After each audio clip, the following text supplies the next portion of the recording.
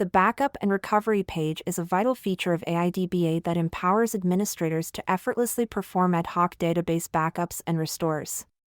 To initiate a backup, users simply need to click on the Backup button and select the desired database from the available options. Once the backup process is triggered, AI-DBA swiftly executes the backup operation, ensuring the database is securely backed up. Furthermore, users have the flexibility to simultaneously restore a database by clicking on the Restore button and selecting the desired backup file from the available options.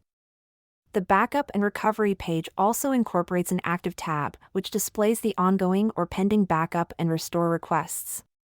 This feature enables administrators to monitor the progress of these operations in real time, ensuring transparency and control over the backup and restore activities.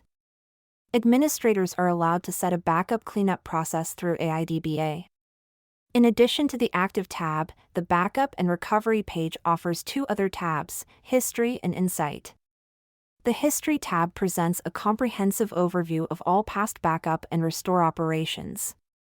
It includes details such as the specific date and time when the operation was performed, the database involved in the process, and the duration of the backup or restore activity. This historical data provides administrators with a valuable reference point to track and review their backup and restore activities.